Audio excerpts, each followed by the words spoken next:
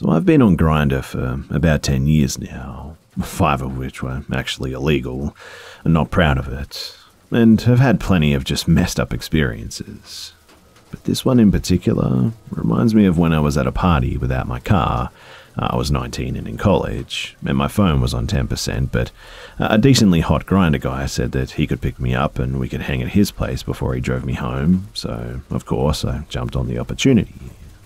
Anyway, we got to his place and he got me pretty drunk, which wasn't unusual for me, but never tried to make a move or anything. I assumed he was going to wait and just convinced me to stay the night later. Finally, my phone died after like 2 hours. The last 1% lives a lot longer than the rest. And I didn't even have to say anything before he noticed it was dead. Then he stood up and was like, well, let's go to the car then. When I asked if he had a charger that I could use, he just said no. After we got to the car, he kind of got quiet and less flirty, and I spaced out just enjoying his music and looking out the window. And I didn't even notice that he never asked where I lived until I realized that we'd been driving for over an hour now, and not even towards my town, but into the canyons, the Greater Salt Lake City, UT area. And I asked where he was going, and he just said he thought that we could go for a drive. And my drunk ass was like, oh, okay. So, to make a long story shorter, he ended up taking us 4 or 5 miles, I think, down a dirt road with no signs or houses until it dead-ended into this cabin with no lights on or cars outside, and he parked and turned the car off. And that's when the dread started to creep in, and as I sobered up, I said I drank too much and should probably head home. But he didn't even respond. He just kind of sat there staring at the cabin. Then he was like, you said you like being kinky. You're pretty submissive, correct? And I was like, sure, but I just meant like normal rough things. Nothing too wild. And he started sounding a little annoyed, and his sentences seemed a little less carefully worded, like he was just spitting out the bare minimum of each thought. He said something about how some of his favorite people are those who kind of find pleasure in pain, and like if someone goes into shock enough times, eventually it becomes like a drug and they crave more. Then, something about pushing a person into the deep end is the fastest way to teach them to swim. I don't know, but at that point I was scared enough to assert myself and said firmly, okay, well, that sounds fun, but just not tonight. I just want to go home now, and this place is creepy. And he just sighed and gripped his keys tighter. Then, right as I glanced at his phone sitting in the cup holder, right before it occurred to me to grab it, he snatched it up so fast and held it in his left hand, kind of behind his head, to make it clear that he was not going to let me near it. And I made this kind of what sound, and he just gave me this almost I'm proud of you, son, half smile, like dads do when they pat your shoulder or something, and it was quiet, and he kept looking me up and down for a minute or so, and then it got a little more gruff and said, let's go inside. I have these friends you'll really like once you meet them. You'll feel a lot better. Or something to that extent, but he wasn't even trying to sound genuine or comforting like he'd been doing so well earlier in the night. Finally, I lied and spoke up a bit and told him I told my roommates and my friend that I was meeting up with them before you picked me up. I sent screenshots of your face and some of the convo. They're going to freak out if I don't charge my phone and reply to them in the next few hours. I tried not to make it sound accusatory, but more like I was just worried about my friends going crazy, but it was clear that he knew what I was implying. At that point, he let out an exasperated grunt and sigh and started the car and drove away. Kept the headlights off all the way back down the dirt road for some reason too.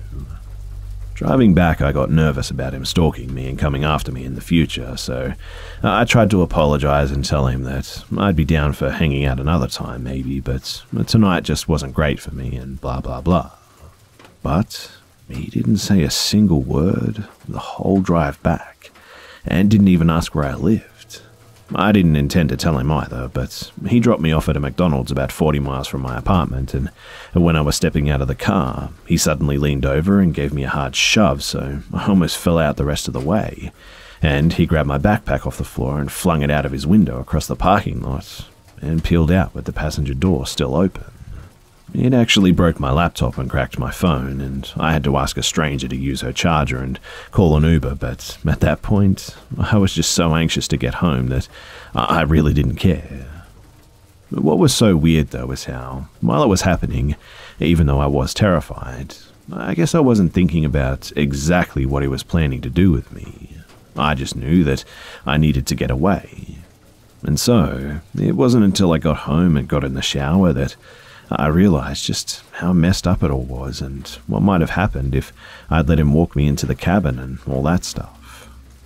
I remember just being so shaken and smacked by the reality of it that I almost felt like a panic attack, so I sat down in the shower with my head between my knees and just cried until it ran cold, and I got out and woke my roommate up to tell him about it, and he kind of calmed me down. So, while I still do have a Grindr account, I really just use it as an ego boost. I'm reluctant to meet up with anyone from it now, and anyways, I suppose the moral of the story is you gotta be really careful out there because you just don't know who you may run into.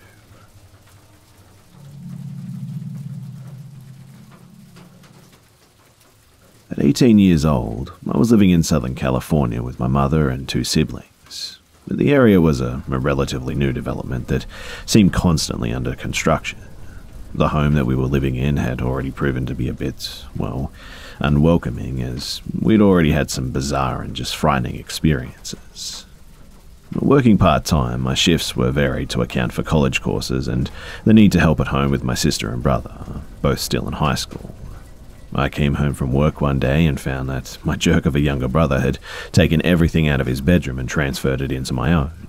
He'd done the same with my things, like my clothes, pictures, furnishings, pretty much everything, in fact. Without so much as a mention of his intentions, he'd stolen my bedroom just right out from under me. My room had once been a two-car garage, but served as a converted den. From that, I was being given a bedroom just large enough to fit a full bed and a dresser, all thanks to a chubby 15-year-old jerk with a recent attitude change that had me ready to explode. When I complained, he told me to just get over it, and experience told me that I wouldn't win this battle and it just wasn't worth upsetting my mum over. So, as upset as I was, I decided to just leave it alone. It was already late anyway and everyone else had gone to bed, so I headed off to do the same. Prior to this night, I hadn't spent much time in my brother's, my new room. I didn't know anything about it, really. I didn't know that it would be different than any other room in the house. Where we had once been close, my brother and I now had a strained and volatile relationship. He'd become just an entirely different person in a matter of a few short weeks, and I honestly didn't know why. But I was tired of his recent aggression, and really tired of him too. I stalked into my room, though, and was just immediately struck by the freezing cold. I was used to sleeping in a converted garage and accustomed to cold, but this was just something else. Something more. I nervously walked up to the window, assuming that it had been left open or something, but I quickly saw that it hadn't been. And at this point, I was just immediately overcome by fear. I had turned out the light on my way into the room and found myself amid only darkness and fear. I turned and had to fight the urge to sprint the short 3 feet into bed. It wasn't easy, but my arms were already covered in goosebumps and my heart was just beginning to race. I still can't exactly say what was causing it, but I was terrified, that much I knew for sure. Yes, the room was cold and I had goosebumps, but it was more than that. There was just an energy or a presence that seemed to be in complete control of my every emotion. I grabbed a fistful of blankets and covered myself head to toe, and almost immediately I began to hear what I can only describe as a swishing sound. It was all around me and encircled the room, but from up top near the ceiling. The sound grew louder and louder, and I wanted nothing more but for it to stop, and I wanted to scream as badly as ever, but I just couldn't get a single word out. I felt like I was no longer even breathing and was positive that I was holding my breath. The swishing was becoming increasingly louder and more chaotic sounding, and it had been envisioning every horrible sight that I could imagine. After what I felt like an eternity hiding under the blankets, I decided that I needed to actually see for myself what was still causing the sounds around me. I had to know what was happening. I mean, anything was better than the images that I was conjuring up in my mind. I moved just enough of the blanket to expose my eyes and see what was happening, and in the darkness of the small room was a much darker thing. I remember the shock that I felt as I thought, the darkness has darkness, and I know it makes very little sense, but that's exactly how I perceived it. But the terror was so palpable and present, it felt like solid matter. Not merely an emotion, but rather something possessing of an actual physical form. It was so strong, too, that it had successfully robbed me of any ability to move or even speak. It's not an exaggeration to say that it felt as if terror was rising quicker and quicker inside me. My heartbeat sounded like a countdown to an even more horrific event, and I just knew that I'd be unable to cope. As the terror continued to build, I slowly tried to bury my face into the bedding. As terrified as I was, I could not get up to run out. It was a difficult enough effort to merely hide my face, so running out was inconceivable. I was paralyzed with fear, and until that night, the term had just never made more sense to me. Suddenly and unexpectedly, there was an abrupt stop, though, to all the noise. Just complete silence. I could hear my breath coming out in loud and rapid pants, and the silence I'd just desperately longed for now sounded just horribly loud. And then, something happened that just pushed me over the edge. I felt, literally felt, painful pressure from the close proximity of someone or something leaning onto my ear. I could feel its cold breath hit the back of my neck and the side of my face, and a lifetime of terrifying seconds passed when a sudden guttural laugh filled my room and head. It had begun immensely low, but it quickly opened up, seeming to loudly shoot straight out of its mouth. It was the most maniacal laugh that I've ever heard. I shot out of bed at this point and began screaming immediately. That was enough to break the terrible spell of paralysis that had kept me imprisoned in the bed for far too long. But the nightmare wasn't over yet.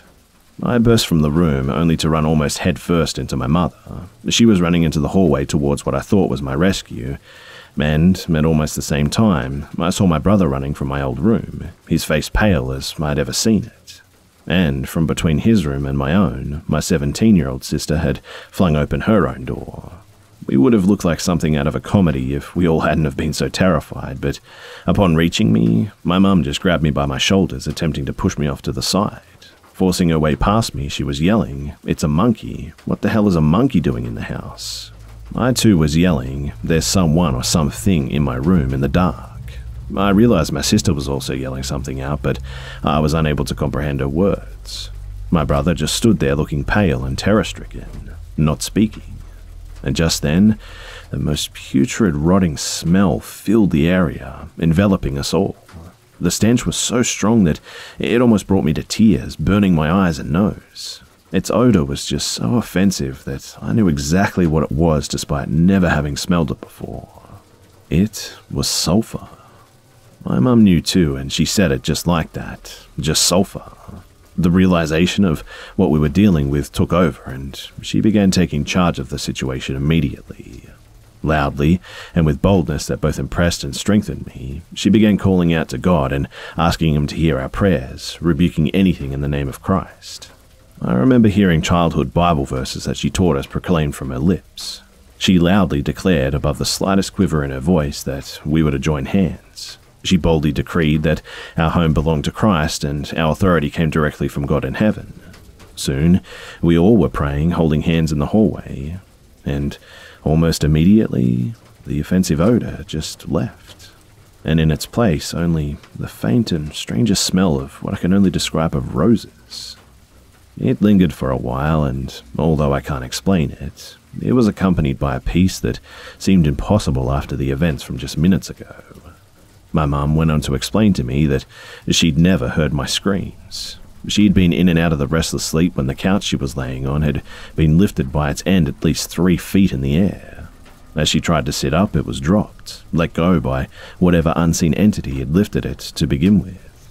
The impact from the couch hitting the floor pulled her out of any shock and disbelief she was feeling.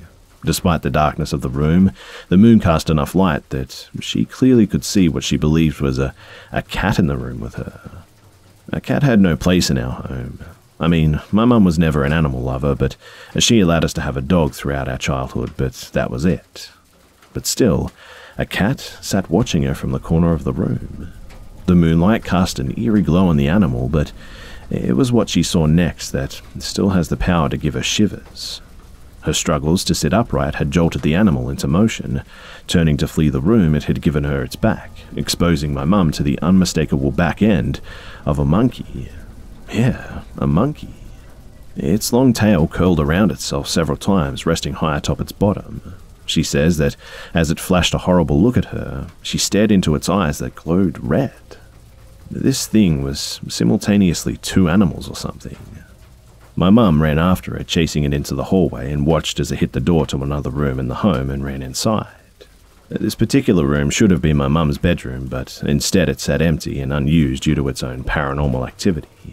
It was right after seeing the animal hit the door and scurry into the room on what now appeared to be hind legs that I ran almost head first into my mum and siblings in the hallway.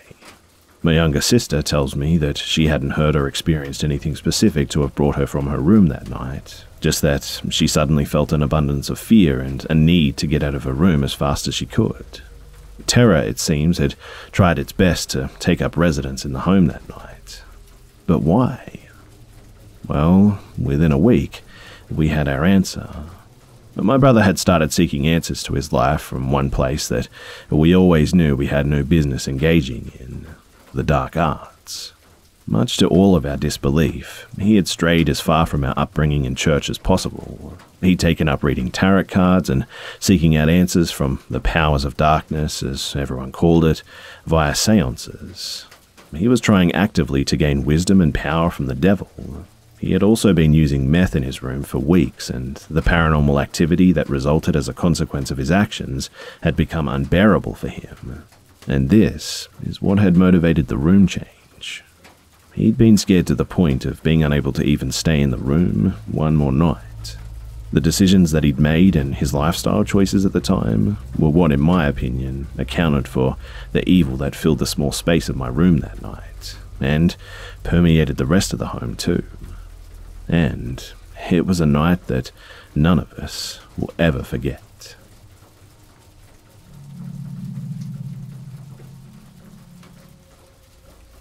So this happened roughly 20 years ago.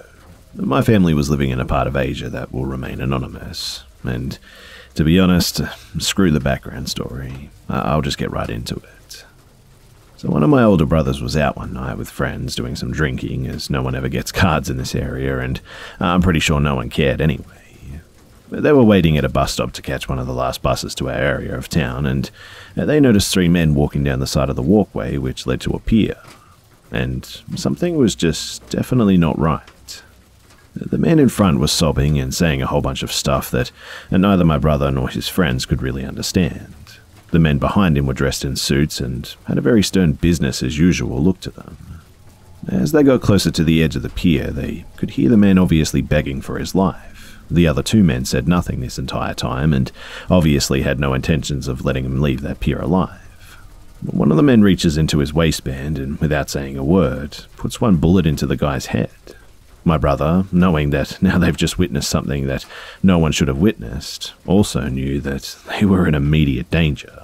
It's also midnight, and the last bus still has 5 minutes before it's scheduled to arrive. After devising a quick plan, they get up and run as fast as they can in the opposite direction of our neighborhood, hoping to catch the bus at the previous stop roughly a mile away. But mind you, this is a stretch of road that overlooks a bay and wraps around in a U-shape just beside the waterway. There's really nowhere to hide, and there are a lot of streetlights. And just as they can see the bus, they hear tires squealing behind them coming out of the parking lot that links a walkway to the pier and to the beach. They were coming, and that bus was not moving fast enough. Luckily, a cab was coming toward them down the road, and they were able to flag it down. And well, this car did not just let them leave. It followed them all the way back to our gated community. You need a pass to get in, and it was rather heavily guarded too. My brother, being naive and in a country full of corruption, thought that there was no way that they would ever get in and find out exactly where he lived or who he even was. He didn't tell my parents, or anybody for that matter, and nothing happened that night, so he assumed that everything was all good. But fast forward 2 days later, and my sister decided to walk home from school with a group of friends rather than taking the bus, as we lived about 1.5 miles from there. My sister begins to notice a black Lexus with tinted windows make several passes and slow down enough to where her friends are starting to comment on it. About the time that they were getting in the visual of the guard gate, the car makes one final pass and the driver rolls down the window. The car stops and my guy proceeds to say my sister's name and asks her to come here. All her friends look back at her, making it obvious now that yes, this was indeed my sister, and she gives them a run-of-the-mill, "Sorry, I don't know who you are," and gets cut off with, "No, you need to come here right effing now and tell us where your brother is." Not knowing what to do and not having a cell phone, she tells them a blatant lie, stating that he's on the rugby team and that they're practicing on a certain pitch near the school. He didn't actually play rugby, but there was practicing going on, and, well, luckily they took the bait and my sister made it home safe. Later that evening, my mum and I ran out to the store near the school to get a few things that my dad wanted for the next day. She basically took me everywhere and never really liked leaving me out of her sight. Apparently, as a baby, I was taken from her and almost kidnapped. But luckily, these individuals didn't get far, but I was injured in the process as there was a literal struggle between the assailant and the police to get me back. She hated not knowing where I was after that, and anyway, upon exiting the store, my mum noticed a few men that look off and tells me to hold her hand as we get closer to the car. And not only have these men moved, but they're coming straight for us. My mother's instincts kicked in, and instead of trying to place me in the car and then get into the car herself, she just picked me up and kept me on her lap while she threw the groceries in the passenger seat, cut the car on, and we just sped off. As we get to the gate of our neighborhood, the car is just now in our visual field, and we were able to make it out through the gate once again, and we get home, and my mum is just completely hysterical, telling my dad what happened. My sister comes up and mentions what happened to her earlier on in the day about my brother, and so my mum goes and has a 4-hour-long talk with my brother and my father. My dad comes out of the bedroom and starts making phone calls, lots of them. Both his work phones and our house phones start blowing up with all these people telling him things that he needs to do. Within 20 minutes, we're packing our suitcases and anything that we need for a long vacation, I was told at the time. I was 4 years old at this point. And within 2 hours of that point, we were on a plane to Germany. And it wasn't until a few months after staying there that my mum informed me that this is where we were living now. And I was honestly just very confused this whole time, seeing as we weren't doing any of the fun things that we usually do on holidays. And well, we ended up getting too comfortable, as not more than 4 months of being in this location, my dad gets a call stating that the situation had just gotten way worse and that they actually wanted my brother to come back and testify against these guys. And here's what happened. Apparently a middle-aged man was eating dinner at a really upscale restaurant while he was living in Asia. He needed to go to the bathroom and ended up going into the wrong door and proceeded down the hallway until he reached another door. Upon opening it, he had seen one of the biggest cocaine operations run by a certain triad. Apparently, he was able to get out and notify the law about this. They needed him as a witness to the investigation for some reason, and he ended up being the guy that they shot that night. My brother was the missing link between the trafficking drugs and murder. But even if my brother wanted to, which he didn't, my dad was not going to let that happen and made it quite clear that he would be ignoring any mail sent from that area and would not be answering any phone calls from that country. I remember moving a lot after that for about another 2 years, and every time that we would get situated, we'd end up for some reason or another having to move. The organization my dad worked for had armed guards in front of wherever it was that we were staying, and we were not allowed to do anything without our driver for a long time. I actually remember him to this day, and he was the nicest but biggest sob that I've ever seen. We stayed really good friends with him, and he moved with us over those 2 years every time, but unfortunately, after this ordeal was over and a few years passed, he was actually killed in a collision where the kidnapping was botched because not only did they kill him in the process, they had killed their target as well. Living in foreign countries, it can be pretty dangerous.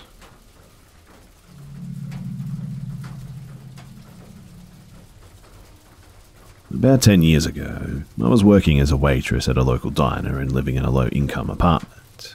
The apartments were brand new and absolutely beautiful, and to this day, it honestly was the nicest apartment inside that I've ever lived in. I lived on the 3rd floor. Outside, it looked nice-ish as well, and the landscaping was kept, and they had these tall and thick pretty flowering hedges that wrapped around the building. But due to some drug activity, it wasn't always the safest place, and it was normal to see needles, burnt and bent up spoons, condoms, and all that kind of stuff. But we also lived right on a river, close to a downtown area. Less than a mile away, there were some homeless shelters and a place called the Daily Bread, where everyone in need could go for a meal.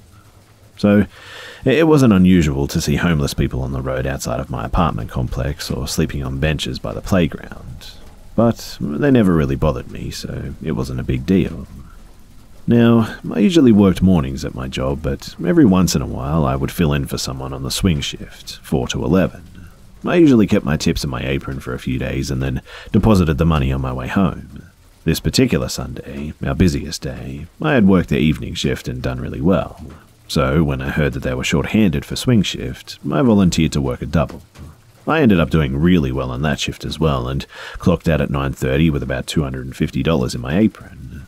I stopped at my bank to make a deposit through the ATM and got home at around 10:15.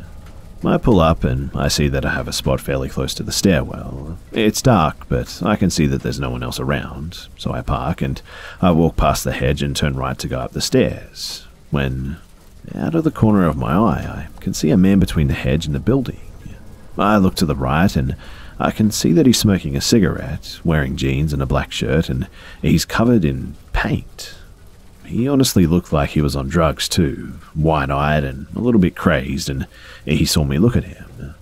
I feel creeped out because, well, I'd seen him from my car and I was wondering why he was standing out of the light and hiding behind the hedge. So I start to take the stairs 2 at a time, and I get to the top of the first flight of stairs when I hear someone following me.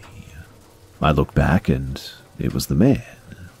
We make eye contact and he was already halfway up the stairs and running at me.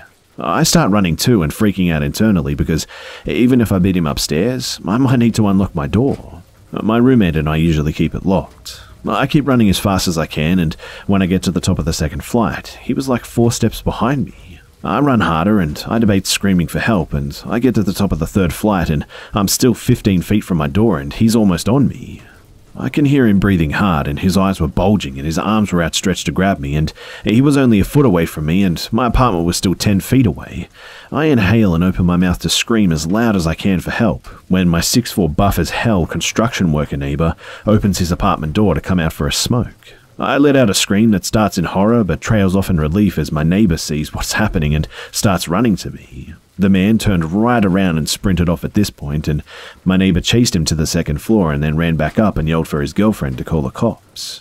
At this point, I'm a hyperventilating, crying and shaking puddle just on the ground, and my neighbor comforts me and gets my best friend and roommate to come help me.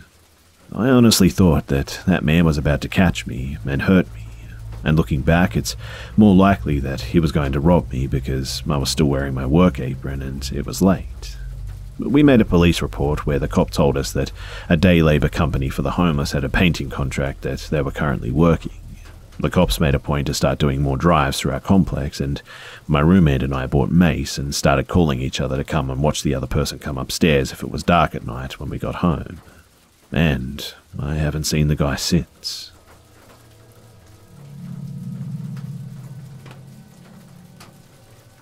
This happened to me at 2 a.m. last night. So, I work out of an art studio in downtown Fargo, ND. It's between the 2 shadiest bars in town, so I see a lot of odd people. Usually my interactions with them are pretty harmless or sad, but from time to time, someone comes along that just really freaks me out. Last night I was pulling a late one and ended up leaving at around 2 a.m. When I left my shop, I saw that a train was coming through, so I knew that I would have to wait for a while. On my side of the street, I saw a group of men standing around talking. When I stopped, they all looked at me and my gut dropped hard. I really cannot stress just how this gut feeling seemed so instinctual. I see people by these bars all the time, but this was a different sensation. They began to walk to me, and I turned to go back to my shop, and they increased their pace, and the image that is burned into my brain is the one in front. He had a cigarette sticking out of his mouth and was clearly pretending to look the other way as he came near.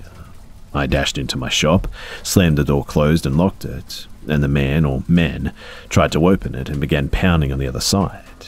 They said, "Let me in, man," and I grabbed a hatchet from the tools and talked through the locked door. But one thing I've learned from working downtown around these people is that you need to keep a cool demeanor.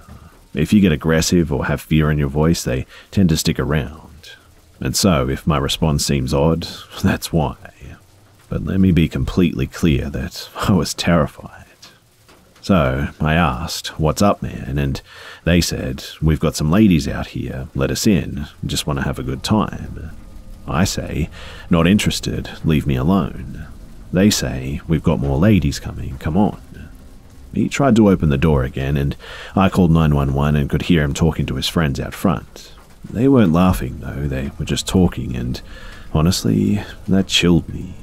Usually the creeps downtown are just drunk and rude, and they laugh and blunder around, but these guys, they did not sound drunk one bit. The police eventually showed up and were kind enough to drive me home, and the group was pretty much nowhere to be seen. But the thing that freaks me out is that I'm an average-sized dude in his mid-20s. The clothes I was wearing were my shop clothes and did not scream carrying cash. Usually, I'm the one walking girls to their cars in situations like this, and I don't know what they wanted. If it wasn't closer to my shop, though, I don't know what would have happened.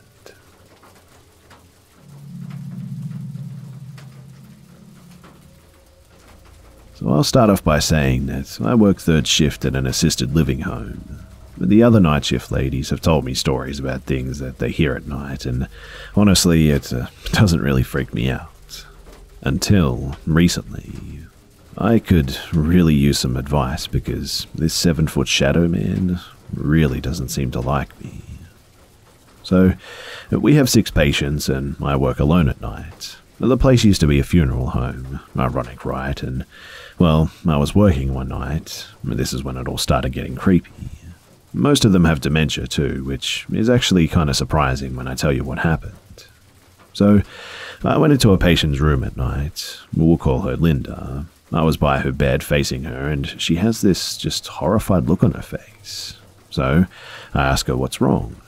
She looked at me dead in the eyes and says, "There's a tall man behind you and he doesn't like you. He's giving you mean looks and I'm scared." And you better believe that I booked it out of there.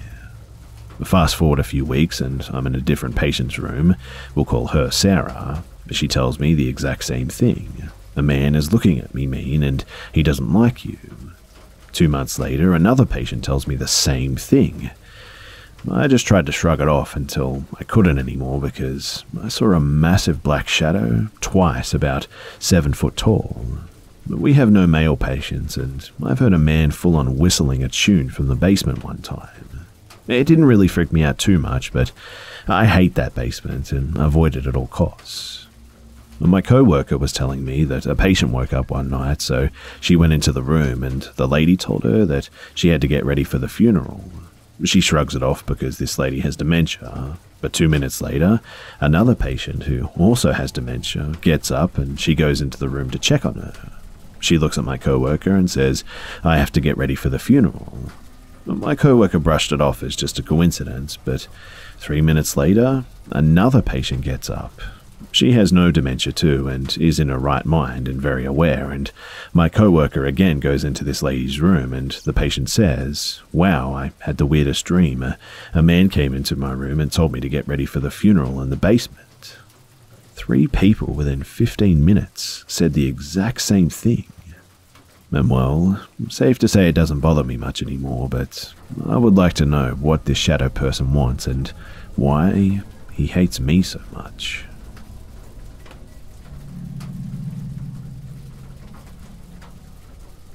I remember this clear as day, and it easily had to be at least 21 years ago now. I was just out of school and had an older sister, only 11 months my senior. But we were extremely close, and she was a young mum living away from home for the first time ever. My nephew Johnny was the only one at the time and just 3 years old. But he was literally the apple of my eye, and I think I worked solely to buy him Disney movies and toys, and he knew how loved and spoiled he was and relished coming to visit. I was so bad, in fact, that he'd grown accustomed to greeting me at the door with his hand out, awaiting for the day's surprise. So, we hadn't been living in the home very long, and it was relatively new, in a suburban cul-de-sac. I didn't think anything strange happened in new homes, and after a short period of time, he started acting fussy whenever he was over and stopped wanting to visit as much. My younger sister and brother, his aunt and uncle, were in high school, and they too spoiled him, so I didn't understand what the problem could be. I came home from work one day to find him running out of the den as fast as his little legs could carry him. He had a look on his face too that made me drop his day's surprise and run towards him, hurriedly scooping him up. The den served as the master bedroom with his and her bath, and it just held such a weird energy about it that nobody used that room. So much so, in fact, that my mum actually opted to sleep in the living room every night. I could see something was wrong though, and immediately asked him what it was. I noticed that he was holding his cheek, and moving his hand, I saw a really large red welt forming. Again, I asked him what was wrong and what had happened. Pulling me by my hand, he pushed the door open as hard as he could, and pointed to a seemingly empty corner of the room. Looking up at me and flashing an angry look at what I perceived to be emptiness, he said, "The little girls are right there. They're mean. They said, 'Get out of here. You can't play.' And tell them, Auntie, that it's not nice to hit. They always yell at me." And well, after that, we didn't go in the den anymore, not even to use the restroom. That was only the beginning of a lot of eerie incidences in that home, but we moved shortly after, but only after learning that the entire development had been built over what was formerly a Native American burial site.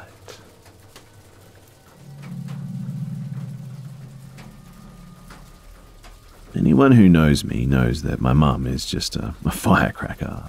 She settled down since adopting me, and all that fire has now turned to fierce mama bearness, but she's also always been very alert of her surroundings and shared this story with me after I told her how I think I was almost kidnapped at the mall this past week. So, when my mum was young, she and a group of her girlfriends went to a dance. She's always attracted attention in her younger years. Obviously, not all of it was wanted. And this guy that she knew, who had asked her out previously, asked her to dance. She turned him down in favor of hanging out with her friends. It was a girls' night after all, and she didn't like him.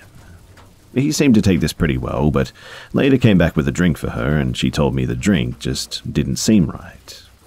She didn't say how, but just that the drink seemed strange. It's my guess that it was just her gut instincts telling her not to take a single sip.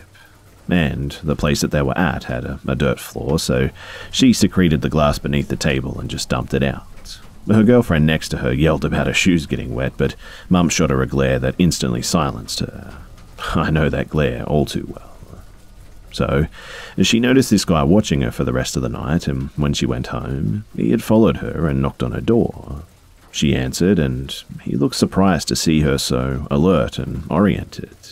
She asked what he wanted, and he asked how she was feeling. She told him that she was fine, and after staring at her, he asked if she was tired and if she wanted him to come in. She slammed the door in his face and locked it, and slept with a pistol that night, while asking herself, what the heck did he put in that drink?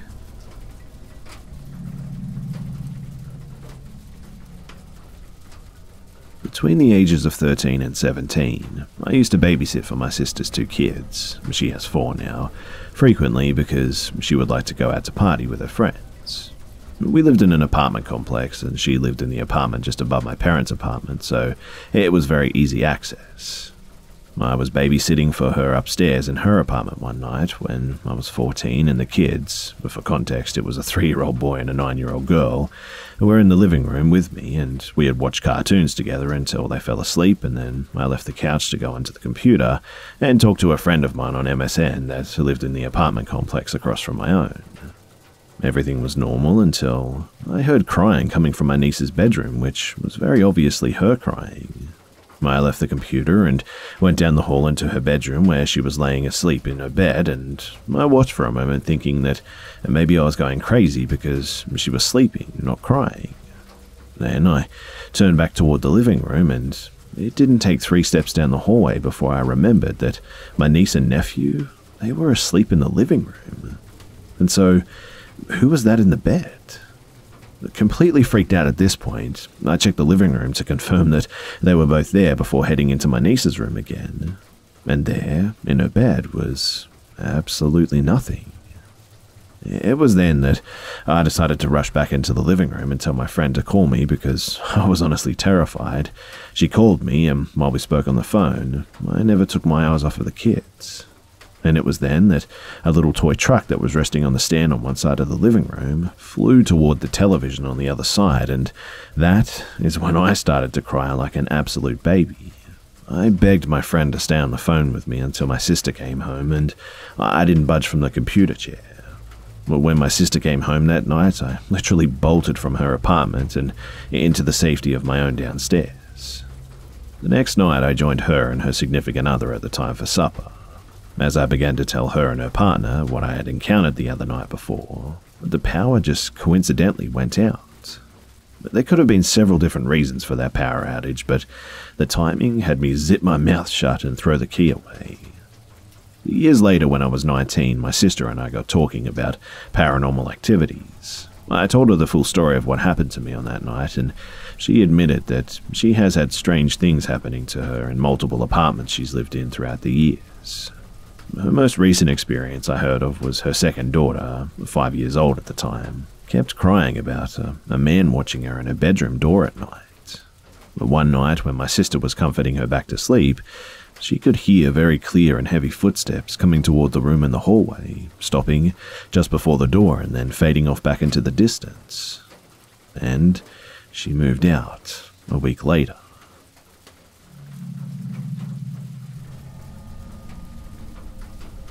This is a story about a paranormal experience that I had a few years ago, and is by far the scariest thing that's ever happened to me. So, it happened over the course of 3 nights when I was staying at my grandma's house. My grandma lives in a house in pretty much the middle of nowhere, on an abandoned Christmas tree farm. All the trees are diseased and dying at this point, though. Also, at this time she had a boyfriend that was staying there too. This is important to the story later. Anyways, I was staying in my new bedroom in the basement for the first night. It was all the back of the basement at the end of this small little hallway. My grandma had said goodnight and left and turned off all the lights, and I left the door to my room open. And then I noticed a figure standing outside the doorway. It was completely black and had no features at all. I just stared at it in fear and couldn't move. I really wanted to turn the light on, but the light switch was right beside the doorway, and there was no way I was going anywhere near that thing. Finally, I ended up turning around and facing the wall and forced myself to just go to sleep, after glancing back at it a few times, mind you, to see if it was still just standing there. In the morning, I ran upstairs and asked my grandma if she or her boyfriend had been downstairs to check on me or something, and she said no one had been down there. I was like, but I let it go and wrote it off as me imagining things or my mind just playing tricks on me. Once again, I go downstairs for bed the next night, and when all the lights were off once again, the figure was there again. But this time, instead of being outside the doorway, it was standing right in it. I was scared, but did the same thing as the night before and turned to face the wall and forced myself to sleep, despite feeling like something was watching me intensely. The third and last night I stayed in that room, when the lights turned off, it was back again, but this time it was inside of my room, just inside the doorway. I was extremely terrified, but once again turned around to face the wall and forced myself to just go to sleep. But in the morning, when I woke up, I told my grandma that I did not want to sleep down there anymore because it was creepy as hell. I'm still terrified of that basement and regularly have nightmares about it, and they always center around that room. I truly believe that there's something evil in that house and that it's attached to that room in some way.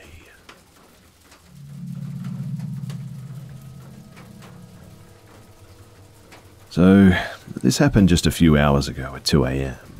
I live in an apartment complex downtown that's also filled with lots of university students, but the building also houses many of the non-university students on the top floor where the penthouses are.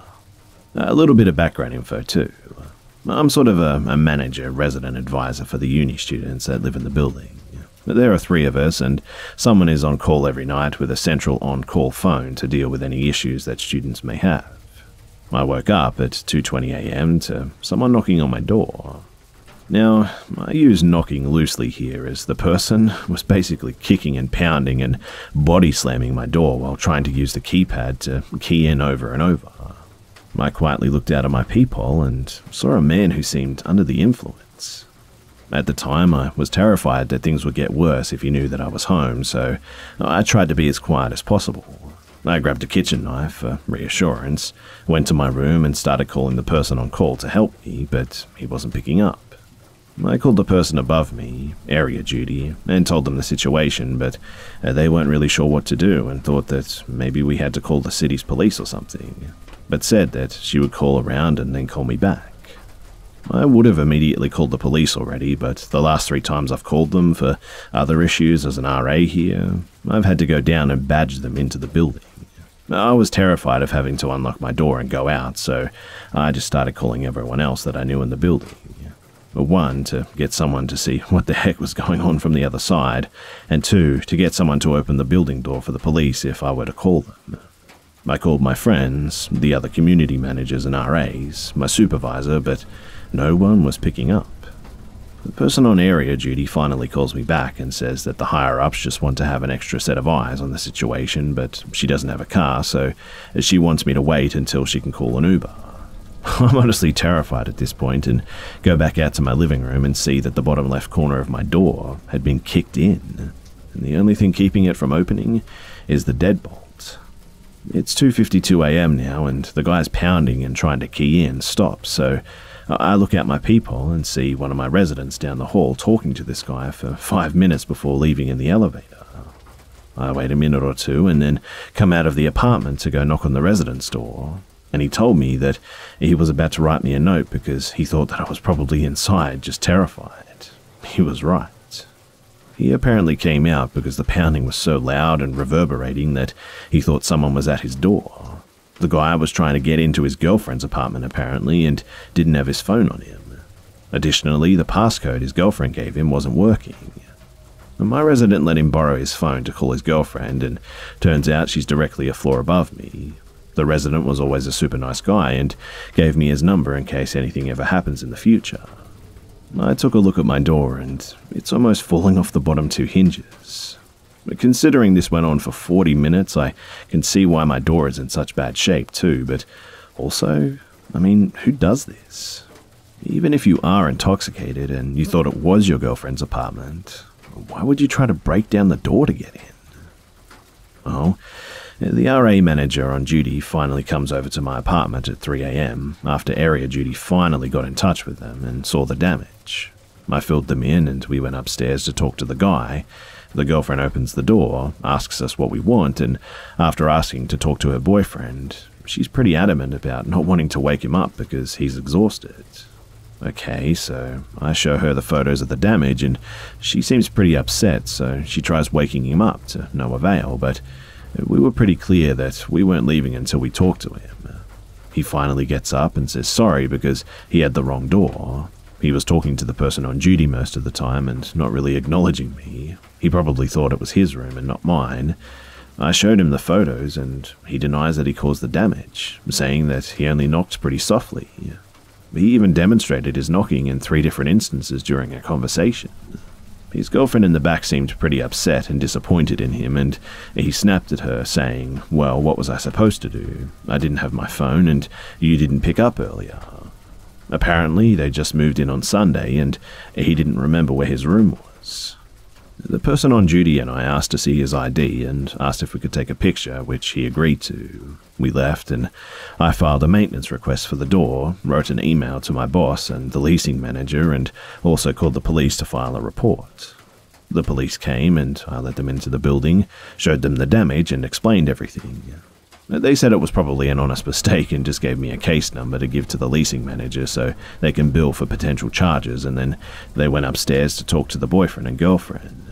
I asked if they could give me an update afterwards, mostly for my sanity and reassurance, but they said it was unnecessary and there really wasn't anything else I needed to know. It was honestly a terrifying experience, and I'm glad that I'm alive because I honestly thought I was going to die that day.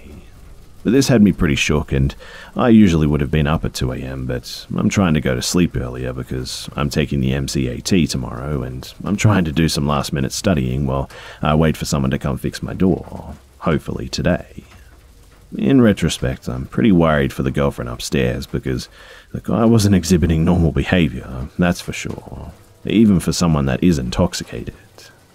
I'm going to try to be extra cognizant of noises from upstairs, and I'll call someone if it sounds like there's any instances of domestic violence or abuse.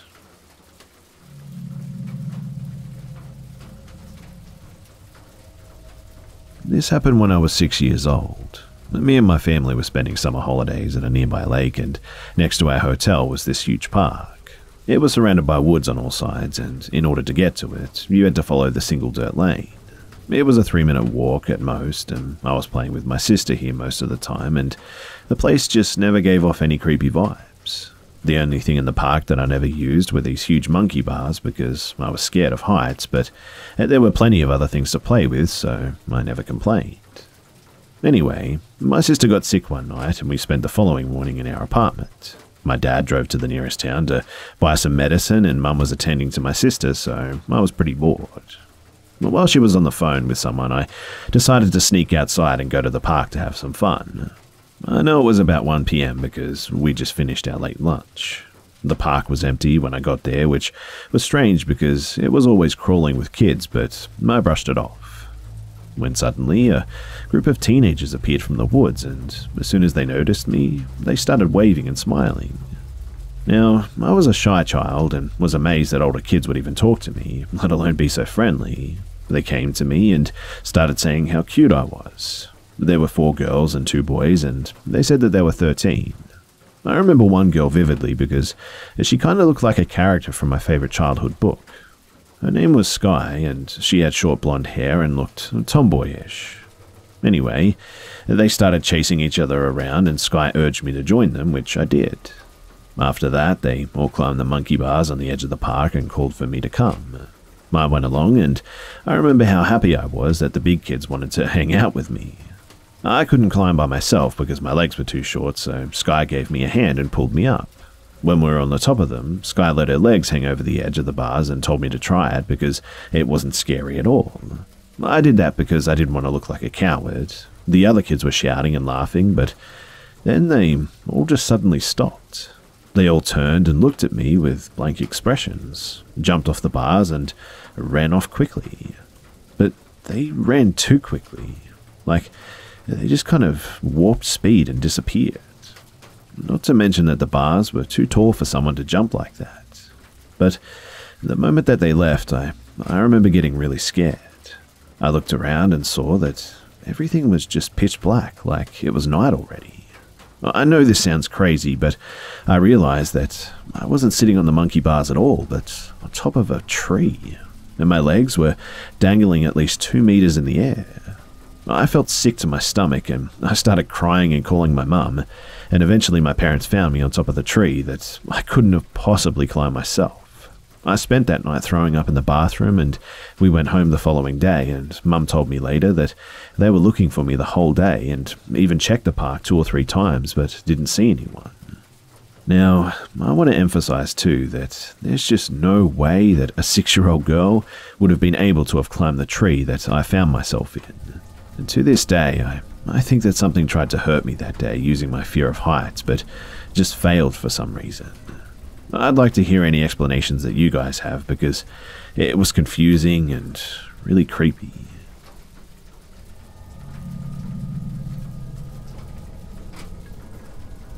About 2 months ago, my best friend and I made plans to hang out.